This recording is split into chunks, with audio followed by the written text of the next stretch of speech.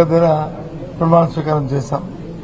ఆ నేపథ్యంలో మా జిల్లాకు సంబంధించిన మా పెద్దలందరూ కూడా ఇవాళ నాతో పాటు ఇక్కడ వచ్చినందుకు వాళ్ళందరికీ కూడా పేరు పేరున, అలాగే వారితో పాటు ఇక్కడ మా ఇంతకుముందు నా సహచరులుగా నాతో పాటు పార్టీలో పనిచేసిన పెద్దలు, ఇప్పుడు శాసనమండలి సభ్యులుగా ఉంటున్న పెద్దలు కూడా మరి నాతో పాటు ఇచ్చేసిన వీరందరికీ కూడా పేరు పేరున కృతజ్ఞతలు తెలియజేసుకుంటున్నా.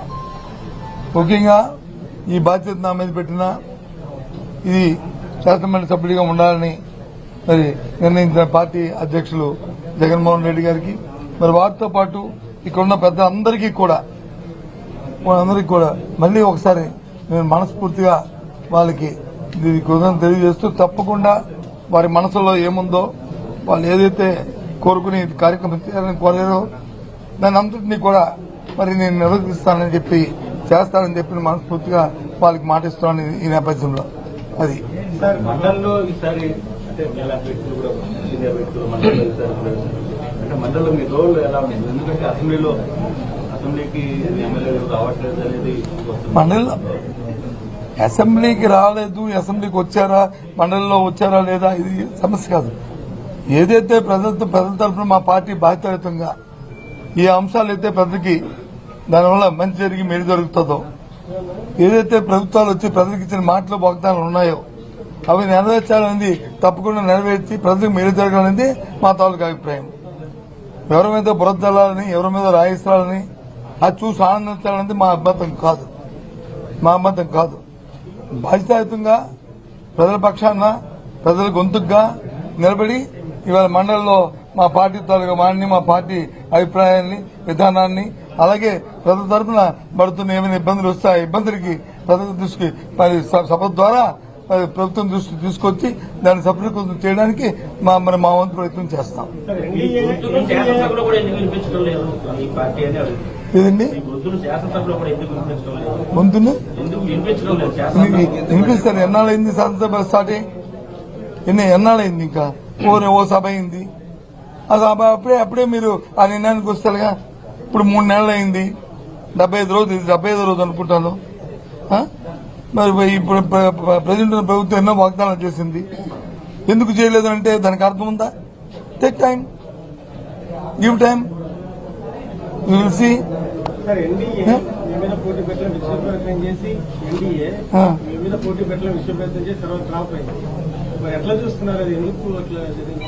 ఆ లేబుద్ధితో చేశారని నా అభిప్రాయం కాదు. కానీ జిల్లాలో ఉన్న ప్రజాప్రతినిధులు అన్ని పక్షాలు అందరూ కూడా ఏకగ్రీవంగా జిల్లా అభివృద్ధి కోసం చేయాలన్న ఆలోచన ఉన్నదనే అనేది నేనైతే ఒక సదుద్దేశంతో తీసుకున్నాను.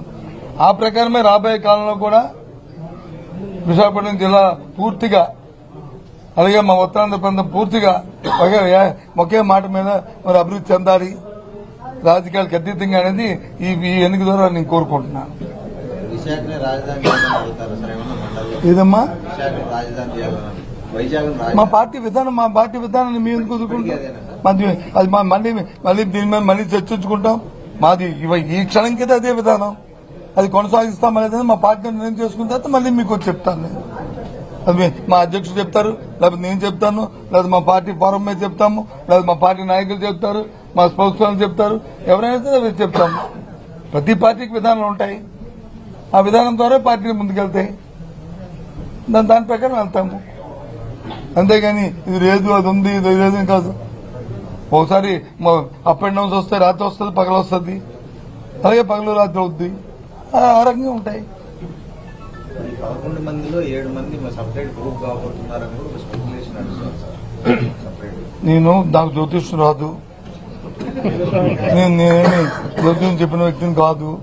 మీ మీడియాలోకి వచ్చి నేను స్పెక్యులేషన్ చేయలేను. నేను సామాన్యుని, వాస్తవాలకు దగ్గరగా ఉన్నవాడిని. కాబట్టి వాస్తవాలు ఏమంటే మాట్లాడుకుంటాం. లేదు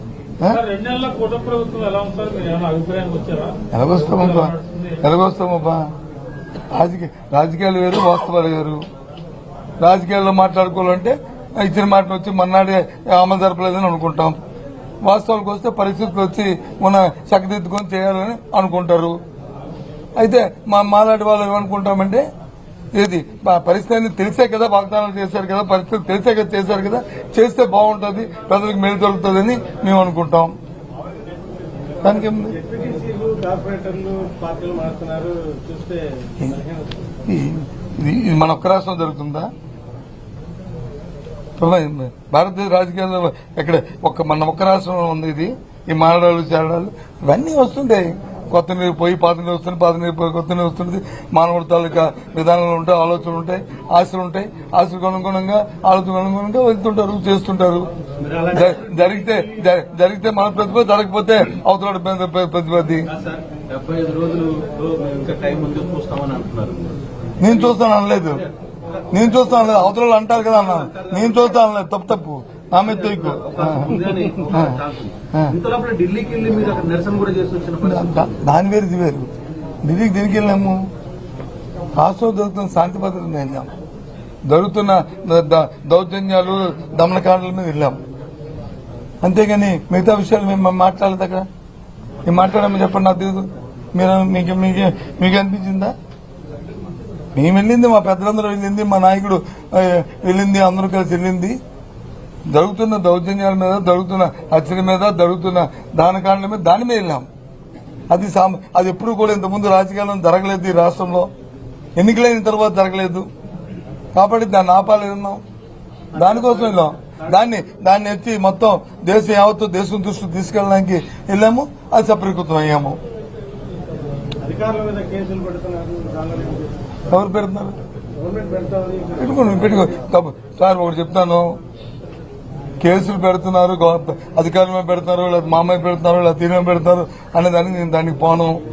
తప్పు చేసిన వాడు శిక్ష అనుభవించవలసిందే. నేను దానికి వ్యతిరేకం కాదు. అయితే ఎప్పుడు తప్పు చేయని వాడిని కానీ తప్పు చేసినట్టుగా నిరూపించి వాడిని చేయగలని వస్తే జరిగే పరిణామాలు ఉత్తిపోదు. రేపు మళ్ళీ ఇదే రోజులు వస్తుంటాయి. అది గుర్తుంచుకుని ఏ పని చేస్తే పర్వాలే. ఇది ఇంకోటి కూడా మర్చిపోయారు.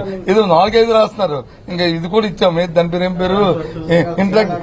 ఇంటరాక్టివ్ ప్యానల్స్ కూడా రిపీట్ ఆర్డర్ ఇచ్చాం. మర్చిపోయారు మీరు. ఐఎఫ్టీలు అది ఎందుకు రాయట్లేదు మరి నాకు తెలియదు కానీ అది కూడా ఇచ్చాం. అది కూడా ఏవైనా సరే ప్రభుత్వం మాది కాదు, మేము కాదు. మేము వద్దన్నా ఎంక్వైరీలు మానరు, మేము చేయమన్నా చేయరు. ఏదైనా సరే చేసుకుని తప్పు చేస్తే తప్పు జరుగుతుంది. దానికి ఉంది. నేను రెడీ కాదంటాను బాబు, మానేస్తావా? నేను రెడీ కాదంటాను, మానేస్తావా? బాబు అని గిడ్డం పడుకుని మానేస్తావా? లేదు చెయ్యి అంటాను, చేస్తావా? కాదు కదా. ఎందుకు అవన్నీ అప్రోచ్? ఎలాంటి ఇంతమంది పెద్దలు ఉంటున్నప్పుడు, ఎలాంటి ఇన్ని మీడియా ఉంటున్నప్పుడు ఈ చిన్న ప్రశ్నలు వేసి చూసే ప్రజలకు వచ్చి విసిగించడం మంచిది కాదు. ఇది కొద్దిగా హైలైట్ గా ఉండేవి, రాష్ట్రానికి పనికొచ్చేవి, దానివల్ల ఉపయోగపడేవి అవేయండి. ఇవెందుకు పనికిమాల క్వశ్చన్లు అని నేను అనుకుంటున్నాను. I'm sorry. నా మీద కానీ ఎవరి మీదైనా సరే నేను చెప్తున్నాను.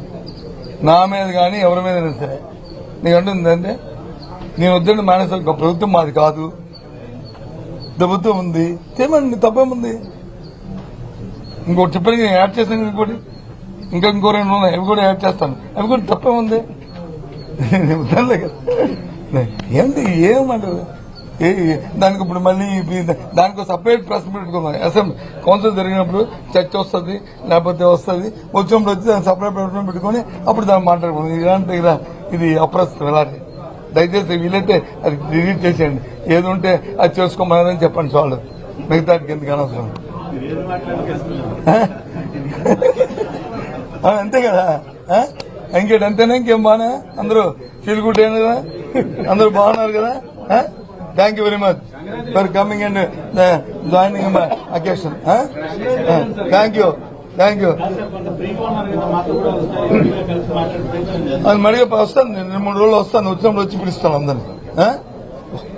వారాలు వస్తాను. కాఫీ లంచ్ చూసుకుని అందరం కలుసుకుందాం. Okay, bye, see you. మనసైన అందరికీ కూడా, మాతో వచ్చే మా పెద్దలందరికీ, మీ ద్వారా వాళ్ళందరికీ కూడా మళ్ళీ నేను హృదయపూర్వక కృతజ్ఞతలు తెలియజేస్తాను. Thank you. వాయిస్ వచ్చింది సార్.